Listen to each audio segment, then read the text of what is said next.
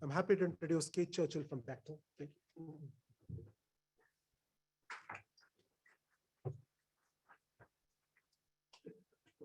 Good morning, everyone. Just really honored to be here today. I have a background in civil engineering, and I've got to say, when I graduated from college, I never dreamt that I would be one day up here talking about building structures on the lunar surface. So I can't tell you how excited it is and how unexpected it is for me to be here today. So I just wanted to throw that out there. If you could put the first slide up, that would be great. Just kind of wanted to introduce Bechtel overall. If you're unfamiliar with Bechtel, Bechtel is it's actually the largest privately held construction company in the world. This project that was shown on the previous slide is a copper mine that is up in the peaks of the Andes Mountains in South America. Bechtel has prided itself over its 125-year history of taking on the most significant challenges in terms of geographic location, complexity of design. We've done projects on all 7 continents. We currently have projects on 6 of the 7 continents. And I think that taking on this challenge of lunar construction is right up our alley. So Bechtel is constructed in 4 major business units. So I think that I'm trying not to use this as a platform for a marketing scheme here, but I really wanted to showcase our ability to work across different aspects of what is being discussed on the lunar surface. So if you take a look at the 4 different business units, we've got nuclear security, environmental. So we're talking about nuclear power mostly in that segment. We have a robust history in nuclear power. I know that that's being considered for a power source on the lunar surface. We're completing the first new nuclear build in the United States at the Georgian Vogtle facility since the 1980s. And we're also looking at smaller scale modular nuclear facilities coming up that we think is going to change the outlook of nuclear construction in the US and abroad. In our energy side of the business, this is previously referred to as oil, gas, and chemicals. This is really our petrochemical business line where we take a look at LNG has really been our keystone in that business for the last 15 or 20 years, taking on a large majority of the export facilities and across the world. We do a lot of cryogenics in that space. And we do a lot of storage tanks in that space as well. So taking on a couple of the challenges in terms of propellant, ISRU, process facilities, and then the storage component of that kind of falls into that category. Mining and metals, obviously we do, I showed the previous slide. We've done copper concentrators, aluminum facilities. We're now getting into lithium mines and renewable type of rare earth metals, I should say. We do the infrastructure for those mines, and we do all of the processing facilities for those mines, and then we turn them over to our clients to operate and maintain. And then lastly is the infrastructure business line, which really works across a broad range of categories in terms of just standard power applications, renewable power applications. So this is where our solar business falls into place, which is a key component of lunar construction. We also do, obviously really large scale infrastructure projects in terms of roadways, bridges, airports, so on and so forth. And I did want to mention that if you go to the next slide, I kind of wanted to dig into a little bit more around some of these and why I feel like we're uniquely positioned in order to be able to support the needs of lunar construction. So if you take a look here and you dive in past the business units, you take a look at some of the projects that we've worked on within this business units.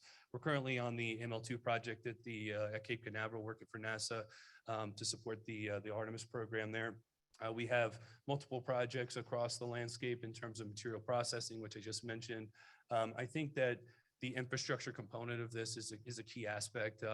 We're currently taking on a new prospect in the Kingdom of Saudi Arabia called the NEOM project, which I wanted to mention here because I think it relates significantly with what you're trying to accomplish on the lunar surface, where they're basically going out on the northwest corner of Saudi Arabia, starting from scratch and building an entire ecosystem and structure there. So we are keenly involved in the master planning part of that aspect, trying to help understand what are the key requirements in terms of connectivity, how do we provide the bandwidth that we need to do not only the construction but to support the lifestyle that's expected there.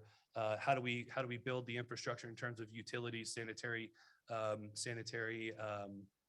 aspects of the development, and how do we take it on in terms of bringing in all of these people to this new location. And I think that the parallels that can be drawn between that project and what you're trying to do on the lunar surface are significantly comparable due to the complexity of the supply chain, right? So one of the things that we focus on as an engineering, procurement, and construction firm is the logistics around the site. We have a robust global supply chain, and I think one of the trends within the construction industry that significantly applies to this is modularization. So construction has not always been known as a leader in technology. I'll be the first to admit that. I think that a lot of people kind of look at me weird when I say that I'm the chief innovation officer of a construction company. But what I will say is that there's a lot of things that are happening in the industry that are starting to, I guess, converge on some of the same aspects that you're starting to discuss here. I mentioned modularization. So a lot of our projects are starting to look at how do we design for manufacture? How do we manufacture some of the components or some of the facilities offsite, ship them in either via barge or via roadway, install them and connect them, similar to the way that I envision that being done on the lunar surface. I think that, Eric talked about robotics and automation. We're significantly involved in this space. Eric talked about the solar, the solar example that he used, I think is a really good comparison to what we've been trying to take a look at. And I think that a lot of the complexities that we see on the terrestrial surface will transfer over to the lunar surface on a much larger scale, on a much more complex scale. But I think that if we can prove to ourselves that we can do those types of activities on Earth, then that knowledge base can transfer to the lunar surface in different ways and fashions. And I really noticed this morning during the introduction around what UTEP was doing, that there were 3 major categories, and I can't remember exactly what they were, but one of the ones we're going to go see is the space, facilities here on campus. But what I haven't seen is lunar construction capabilities being taught in schools, and I think that that's something that's going to be proven to be a gap here in the future. And I think that that's something that we really need to take a look at and develop those skill sets that can transfer back to terrestrial construction.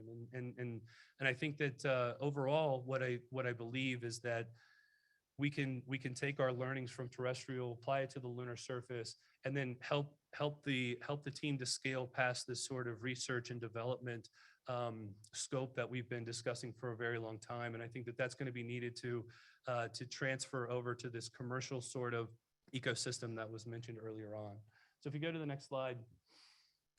So what's my vision overall for lunar construction and a lunar ecosystem? I really believe that we're going to be taking a look at an interconnected set of interoperable facilities on the lunar surface that rely on the products and byproducts of each individual process. So I think that that's really aligns with some of the things that we're taking a look at from a sustainability perspective here on Earth. As we look at decarbonization, as we look at maximizing natural resources, I think that that's something that immediately transfers over, and we can leverage the knowledge base that we're starting to develop in that space, or vice versa, develop the knowledge base on the lunar surface and transfer that back here.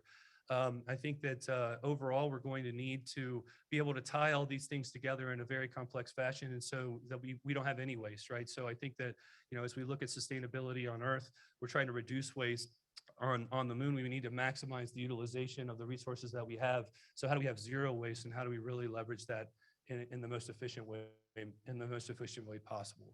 If you go to the next slide, I kind of wanted to talk a little bit about the business case from our perspective as a business, and some of the challenges that we have in terms of selling the lunar construction model to our senior management, right? So these 3 questions here are the 3 questions that we get asked by our senior management. First, who are the customers? So I think that we obviously know that NASA and other government agencies are the immediate customer, right? And I think that our lack of visibility down the line in terms of who are the follow-on customers, what are the follow-on services, what are those things that are going to be complementary to the government agency customers? How do we formulate that? How do we pick the right technologies to move forward with? And how do we make sure that we've got a sustained model for business on the lunar surface? Because I think a lot of the things that are being developed are sort of one-offs, right? And we do a lot of one-off projects. We do a lot of first-of-a-kind projects. But I think that where we really excel is where we have the ability to build a customer relationship, where we have the ability to plan on the expansion of a facility, where we have the ability to take back lessons learned from the previous examples. I think our LNG business is a really good example of how we've been able to maximize our ability to leverage technology in a way that expedites the construction process, but also improves the value proposition for our customers. And that's going to be a huge learning curve as we move forward on the lunar surface. How much do they need? I think that that's a follow-on to that comment. It was discussed earlier. I think that there's a lot of lack of visibility into how much of whatever is going to be produced on the lunar surface is going to be needed, which really limits our ability to understand what the use case is there. And then lastly, obviously, as a business, how much will they pay, right? So I think that at the end of the day, we want to have an outlook that ensures profitability for all of us on the lunar surface, including ourselves. And I think it's a challenge right now. And I think that if we take a step back and we look at it from a different perspective, there's ways to build value streams for terrestrial companies like Bechtel, like Caterpillar, that might be untraditional, I guess. In terms of Bechtel, we're a project-focused company. We really focus on delivering projects. Are there ways to deliver value to the customer or to our senior management, to our stakeholders in alternate ways in terms of investing in technology, in terms of really taking advantage of the ability to bring back those learnings from the lunar surface and leverage them on Earth, whether it's technology like robotics and automation, or developing paving applications for the lunar surface, or confirming that we have the right compaction in certain areas on the moon. I think that it's a really interesting question, and I think that it's going to require people like us to develop those value propositions to be able to get the engagement from the larger commercial space. If you'll go to the last slide, I think that I just wanted to list a couple of additional barriers and concerns that I see just from an outlook on the construction side of the fence. Eric kind of mentioned this. I think that there's technology gaps for successful execution. There's a lot of things that are being talked about here that are definitely first of the kind. They definitely haven't been performed successfully on Earth, which I think is going to be a difficult thing to translate across over onto the lunar surface. And there's going to be things that go wrong with prototypes. We deal with this all the time as we're taking a look at the life cycle of development. If we're sitting prototype pieces of equipment up there, there's going to be things that are going to be unexpected, especially if we have limited ability to assess the site, to understand the soil conditions, to understand the dust conditions and all of those things. We're going to have to be able to adapt quickly. We're going to have to be able to change in and out different pieces of equipment, like Eric mentioned before. Positioning, comms, and power. Which one's first? What is it? How does it happen?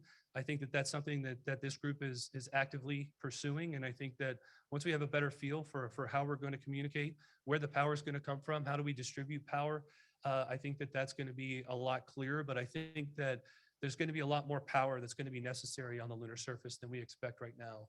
I had a conversation with one of my project managers when I first got into the business, and the three things that he talked about that you always get wrong on a project is office space, parking, and power, right? So you always want to go ahead and I don't know if parking will be a problem, but it could be. But the power thing is a real thing, and I think that we need to overestimate the amount of power that we need. We need to take a look at the opportunities that are going to give us the amount of power that we need to support the activities that we expect to do. Payloads, obviously an issue. I mentioned our global logistics platform that we leverage within the company. We have a lot of experience of bringing components from all over the world, getting them shipped into a single location. Now we're doing that, then we're getting them shipped to a place that's not even on the planet. And I think that the limitations in terms of how much can we take at a time, how much does it cost to take the materials there is going to be